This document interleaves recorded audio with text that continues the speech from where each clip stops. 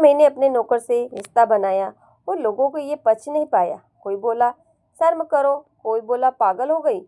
हाँ, मैं एक पढ़ी लिखी अकेली औरत थी और वो एक साधारण नौकर, लेकिन मैंने वो किया जो शायद नहीं करना चाहिए था। मैंने अपने नौकर से रिश्ता बना लिया। क्या ये पाप था? फैसला आप करें। कहानी मैं सुनाती हूँ। गांव से आया एक सीधा साधा लड़का, नाम था राजू। शहर की भीड़ में नौकरी की तलाश में भटकता रहा। एक दिन किस्मत उसे एक आलीशान बंगले तक ले आई। गेट खोला, एक खूबसूरत औरत थी, उम्र लगभग 32। वो थी मिस रिया, अमीर, अकेली और बेहद स्टाइलिश। रिया ने ऊपर से नीचे तक राजू को देखा और मुस्कुरा दी।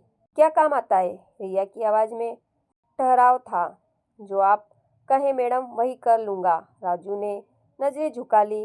रिया ने बगीचे में सफाई करने को कहा, लेकिन उसकी निगाहें कुछ और कह रही थी। राजू काम में लग गया, लेकिन वो भी समझ गया था कुछ तो अलग है। रिया खिड़की से उसे लगातार देखती रही। उसे शाम राजू को नौकरी पर रख लिया गया। घर में अब एक और साया था, मासूम लेकिन तेज। रिया के चेहरे पर एक अनकही मुस्कान थी और राजू के अंदर शुरू हो चुका था एक नया खेल। रिया ने राजू को किचन साफ करने को कहा, पर खुद सोफे पर बैठी उसे निहारती रही। राजू काम करता रहा, पर उसका ध्यान भी रिया की तरफ खींच रहा था। थक गई हो? रिया की आवाज़ में एक अजीब नरमी थी। आपके घर में काम करके तो मज़ा आ रहा है मैडम, राजू बोला। रिया मुस्कुरा दी, जैसे कुछ सोच रही हो। उसने जानबूझकर पानी का गिलास राजू को देते हुए वक्त का हाथ छुआ। राजू थोड़ा घबरा गया, पर नजरें झुकी रही। गांव में कोई खास है? रिया की आंखों में जिज्ञासा थी। यहाँ जो मिले वही खास हो जाएगा। राजू की बात में चुटकी थी। रिया ने उसकी ओर गहरी नज़र से देखा, फिर खामोश हो गई। उस रात पहली बार दोनों एक ही टेबल पर खाना खा रहे थे। रिया ने खुद सब्जी परोसी और राजू को देखा। बिना पलके झपकाए राजू भी अब धीरे धीरे खुल रहा था। रिश्ता बन नहीं रहा था, बन चुका था। बस अभी इजहार बाकी था।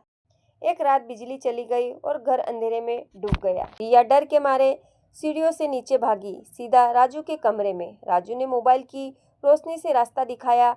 डर मत लगाए, मैं हूँ यहीं। राजू ने दरवाजा खोला।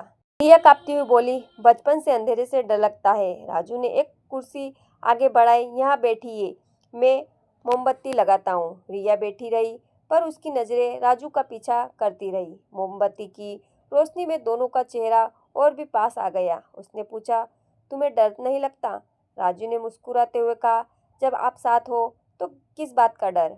रिया ने हल्की मुस्कान दी और चुपचाप बैठ गई। चाय के 2 कप बने, एक रिया के लिए, एक राजू के लिए। उस रात दोनों ने पहली बार एक दूसरे की खामोशी चुनी। ना कोई सवाल, ना कोई जवाब, बस नजरें।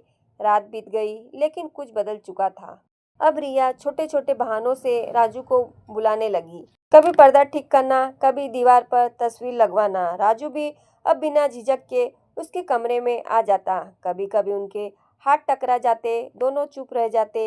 एक दिन रिया ने कहा, तुम्हें देखकर मन अच्छा हो जाता है। राजू मुस्कुराया, शायद आप अकेली है इसीलिए। रिया ने कुछ नहीं कहा, बस उसकी तरफ देखा। फिर अचानक बोली, कभी कभी लगता है तुम अपने जैसे नहीं हो। राजू ने सिर झुकाया, लेकिन मुस्कुराहट छुपा नहीं सका। रिया ने पहली बार उसे नाम से पुकारा, राजू चाय पिलाएंगे? राजू ने सिर हिलाया और दोनों किचन में साथ खड़े रहे। उनके बीच जो फासला था वो अब दरवाजे जितना रह गया था। रिया ने उसका चेहरा देखा, जैसे कुछ कहना चाह रहा हो। राजू ने कहा, कुछ कहिए ना। रिया बस मुस्कुराकर चली गई, लेकिन उसकी चाल में अब ठहराव नहीं था। दोपहर में घर शांत था, सिर्फ रिया और राजू ही थे। रिया बालकनी में बैठी थी और राजू झाड़ू लगा रहा था। रिया ने उसे वापस बुलाया, बैठो जरा बात करनी है। राजू घबराया, कोई गलती हो गई मैडम?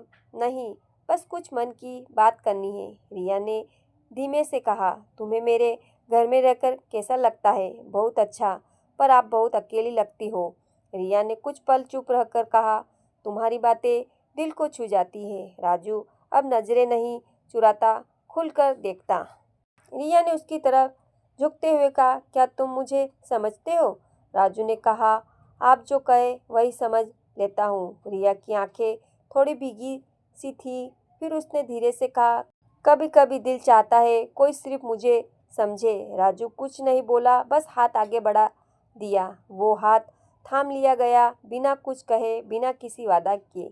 अब दोनों की मुलाकातें आम हो गई थी। कभी रिया उसे लंच पर बुलाती, कभी राजू खुद उसके लिए कुछ बनाता। रिया की आंखों में चमक थी, जैसे बरसों बाद कोई उम्मीद लगी हो। एक दिन रिया ने पूछा, अगर मैं तुम्हें इस घर से निकाल दूं तो?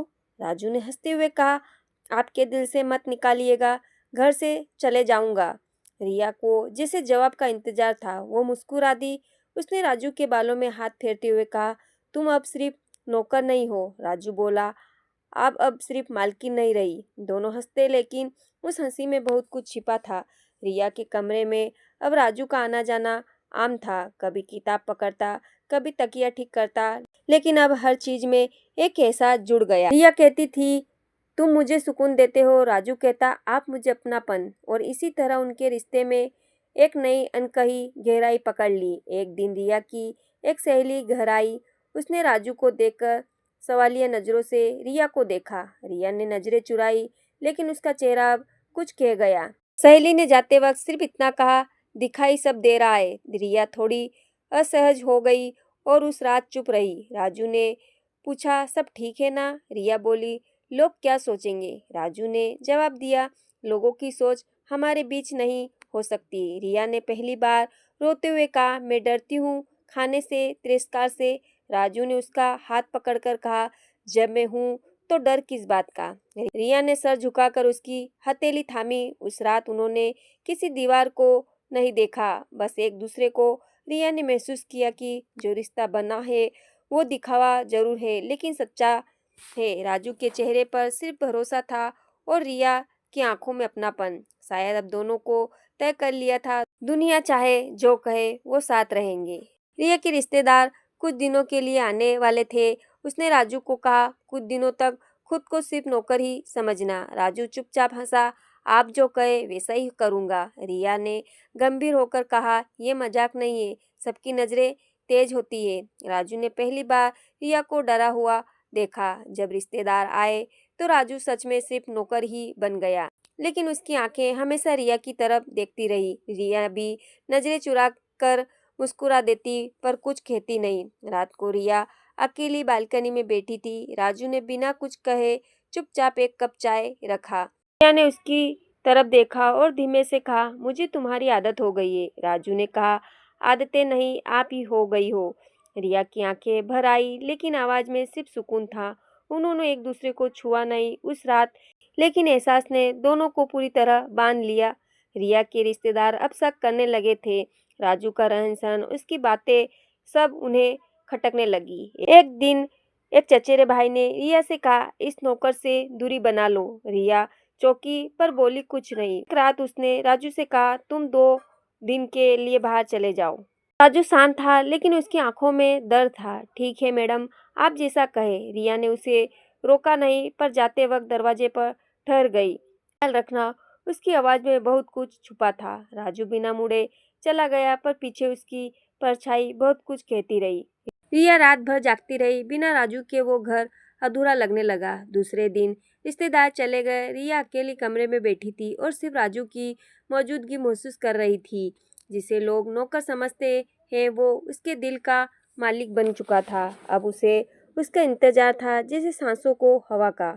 2 दिन बाद दरवाजे की घंटी बजी। रिया ने खोला। सामने राजू खड़ा था, हल्की मुस्कान के साथ। उसने बिना कुछ कहे बैग रखा और कहा, आपने बुलाया था क्या? रिया चुप रही। उसकी आंखें जवाब थी। राजू ने पूछा, क्या अब मैं फिर से सिर्फ नौकर ही हूँ? रिया ने गले लगाते हुए कहा, तुम कभी नौकर थे ही नहीं। दोनों के बीच की सारी दीवारें अब गिर चुकी थी। रिया ने कहा, जो हमारे बीच है वो दुनिया नहीं समझेगी। राजू बोला, मैं दुनिया के लिए नहीं, सिर्फ आपके लिए हूँ। रिया ने पहली बार उसका हाथ खुलेआम पकड़ा। अब उन्हें छुपाने की जरूरत नहीं रही। जिस एहसास को शब्द नहीं मिलते थे, वो आज बोल उठा। रिया और राजू अब साथ खड़े थे, एक समांतर कहानी के किरदार, जहाँ ना कोई समाज था, ना कोई बंधन, बस 2 दिल थे जो अब एक लय में धड़क रहे थे। रिया ने अब राजू को बाहर भी साथ ले जाना शुरू कर दिया। रेस्टोरेंट, मॉल पार्क, सब जगह दोनों साथ दिखने लगे। लोग देखते, बातें करते, लेकिन रिया अब चुप नहीं रहती।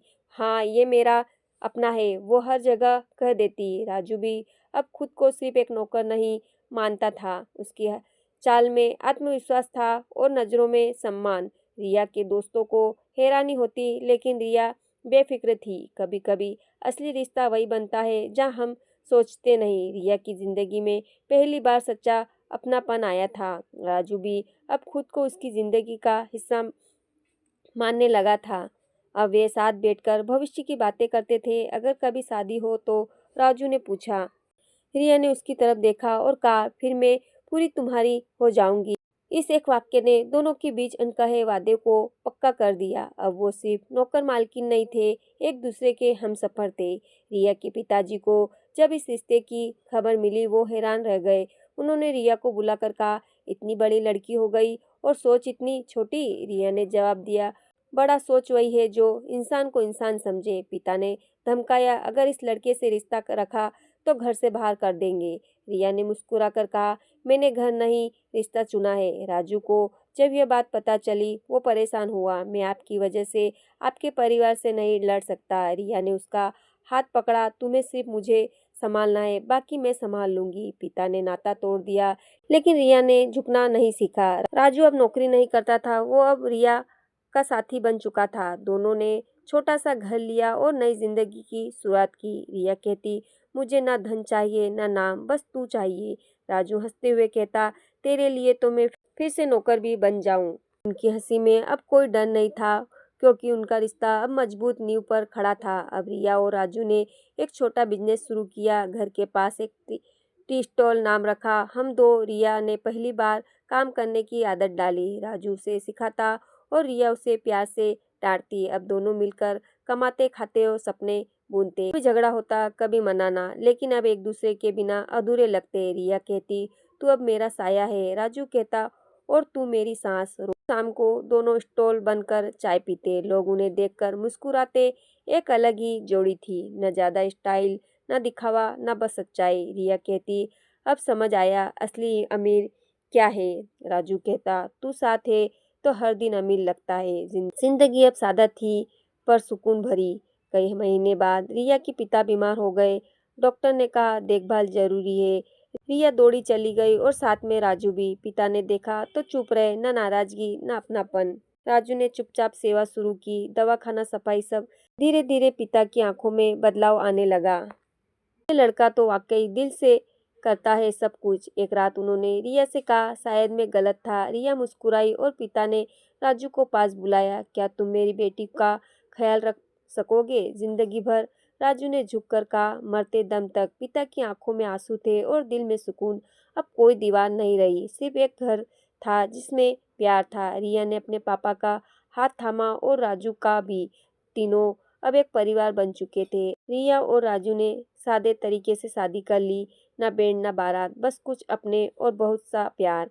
नई जिंदगी की शुरुआत उसी स्टॉल से हुई। अब वहाँ एक नई शक्ति थी। हमेशा साथ लोग आते, चाय पीते और उनकी कहानी पूछते। रिया मुस्कुराकर कहती, ये मेरा पति है जो पहले मेरा नौकर था। राजू हंसकर कहता, और ये मेरी मालकिन जो अब मेरी जिंदगी है। उनकी सच्चाई लोगों को छू जाती। कई बार लोग आंसू पोंछते हुए चाय का कप रखते। रिया और राजू अब मिसाल बन चुके थे। एक ऐसा रिश्ता जो ना पैसे से बना, ना नाम से, बल्कि दिल, भरोसे और साथ से बना। उन्होंने दुनिया को दिखा दिया कि प्यार किसी भी सीमा को पार कर सकता है। ना उम्र, ना रुतबा, बस सच्चाई चाहिए। और अब उनकी कहानी बन चुकी थी एक ऐसी कहानी जिसे हर कोई सुनना चाहता है। धन्यवाद।